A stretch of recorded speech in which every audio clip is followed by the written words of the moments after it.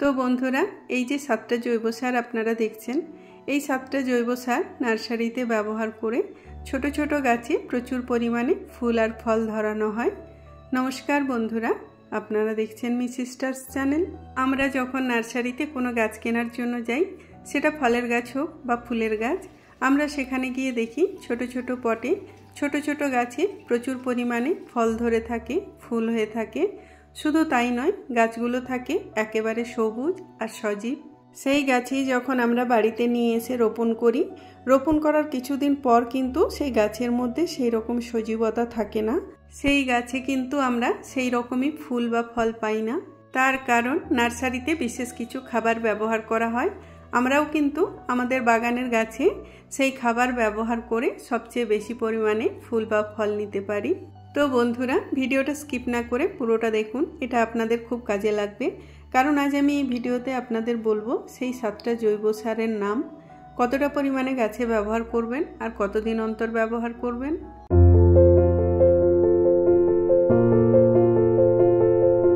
নার্সারিতে যে 7টা জৈব সার ব্যবহার করা হয়, তার মধ্যে প্রথম যে সারের কথা আমি আপনাদের বলবো সেটা হচ্ছে হাড়ের গুঁড়ো।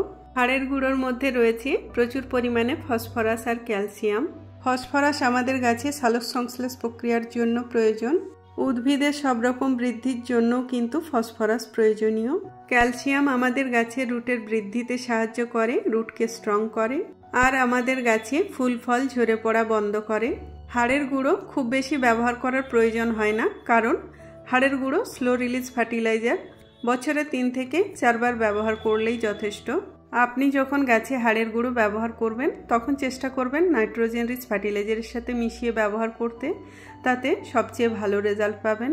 2 নাম্বার যে সারের কথা বলবো সেটা হচ্ছে পটাশ। এটা অর্গানিক পটাশ, সম্পূর্ণ কেমিক্যাল ফ্রি। এটা গ্র্যানুয়েল ফর্মে পাওয়া যায়। এটা দেখতে অনেকটা ডিএপির মতো।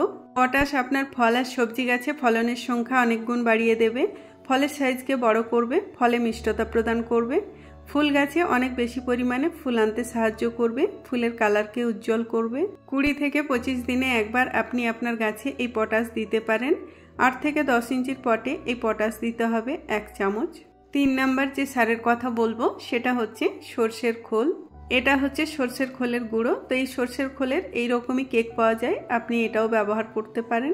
1 লিটার জলে 100 থেকে 150 গ্রাম সর্ষের খোল শীতকাল হলে 7 থেকে 10 দিন আর গ্রীষ্মকালে 4 থেকে 5 দিন ভিজিয়ে রেখে সেটা 20 লিটার জলে মিশিয়ে তারপরেই গাছে ব্যবহার করবেন।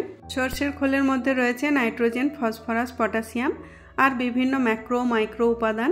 আপনি যদি আপনার গাছে নিয়মিত সর্ষের খোল ব্যবহার করেন, তাহলে দেখবেন আপনার গাছ ফুল ফল আর সবজিতে ভরে থাকবে।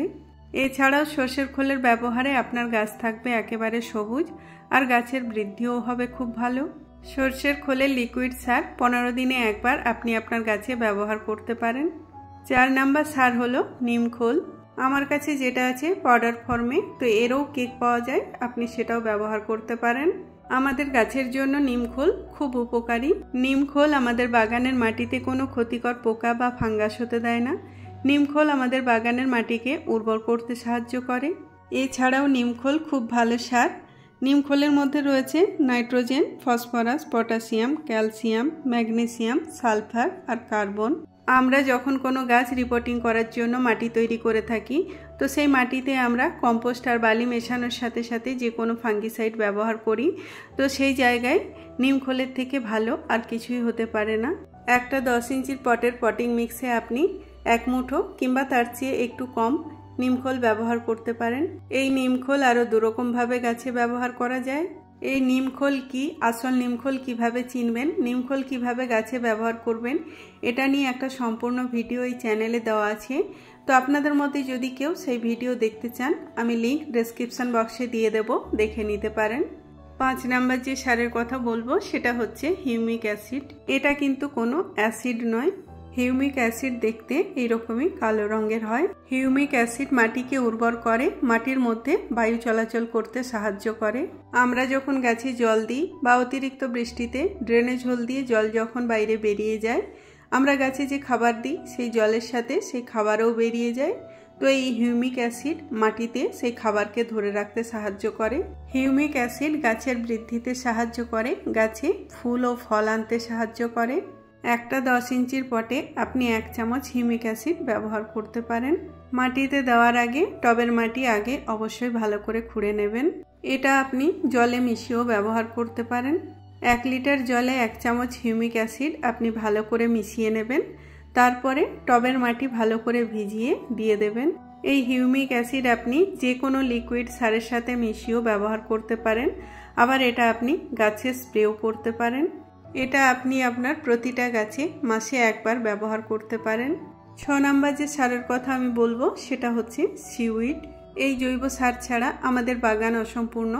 আপনার ফুল গাছে কুড়ি আসছে না, ফলের গাছে ফুল আসছে না, ছোট ছোট ফল ঝরে যাচ্ছে, কুড়ি ঝরে যাচ্ছে, গাছের পাতা হলুদ হয়ে যাচ্ছে, গাছের গ্রোথ হচ্ছে না। আপনি বিভিন্ন ধরনের সার ব্যবহার করছেন, তাতেও কোনো কাজ হচ্ছে না। তখন আপনি ব্যবহার করুন এই সিউইড, আপনার সব প্রবলেম সলভ হয়ে যাবে। তার কারণ এই সিউইডের মধ্যে গাছের প্রয়োজনীয় প্রধান 3টে পুষ্টি উপাদান নাইট্রোজেন, ফসফরাস আর পটাশিয়াম তো আছেই। এছাড়াও এর মধ্যে রয়েছে calcium, magnesium, iron, manganese, zinc, copper, carbon, মানে গাছের যত রকম পুষ্টি উপাদান প্রয়োজন সব কিছুই। এটা আপনি জলে মিশিয়ে মাটিতেও দিতে পারেন, আবার গাছে স্প্রেও করতে পারেন। মাটিতে দিলে এই সার মেশাতে হবে 1 লিটার জলে 3 ml, আর গাছে যদি স্প্রে করেন তাহলে এই সার মেশাতে হবে 2 ml 1 লিটার জলে। আমার এই বোতলে যেরকম লেখা আছে আমি সেই মতো আপনাদের বললাম, তবে আপনাদের বোতলে যেরকম ইনস্ট্রাকশন দেওয়া থাকবে আপনি সেই অনুযায়ী এই সার ব্যবহার করবেন। এটা হচ্ছে লিকুইড, তো এই সার এইরকম গ্র্যানুয়েল ফর্মেও পাওয়া যায়, আপনি এটাও ব্যবহার করতে পারেন। সিউইড নিয়ে একটা সম্পূর্ণ ভিডিও এই চ্যানেলে দেওয়া আছে, আপনাদের মধ্যে যদি কেউ সেই ভিডিও দেখতে চান আমি এর লিঙ্কও ডেসক্রিপশন বক্সে দিয়ে দেব, দেখে নিতে পারেন। 7 নম্বর সার হলো vermicompost. Vermicompost nitrogen rich fertiliser. এর ব্যবহারে আপনার গাছ থাকবে একেবারে সবুজ। ভার্মি কম্পোস্ট খুব টাইট মাটিকে ঝুরঝুরে করে, মাটিকে হালকা করে, আর মাটিতে বায়ু চলাচলে সহায়তা করে। ভার্মি কম্পোস্ট হলো খুব ঠান্ডা সার, তাই গ্রীষ্মকালে আপনার গাছের জন্যই ভার্মি কম্পোস্ট খুবই উপকারী। নার্সারিতে আরেকটা সার ব্যবহার করা হয় যেটা হচ্ছে পাতা সার, লিপ কম্পোস্ট। সেটা এই মুহূর্তে আমার কাছে নেই, তাই আমি আপনাদের দেখাতে পারলাম না।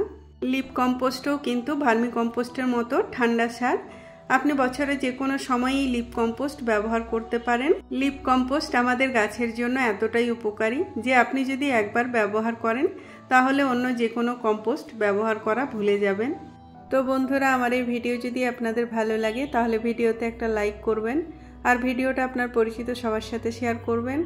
আর যেসব বন্ধুরা এখনও আমাদের চ্যানেলটা সাবস্ক্রাইব করেননি তারা আমাদের চ্যানেলটা সাবস্ক্রাইব করে আমাদের পাশে থাকবেন।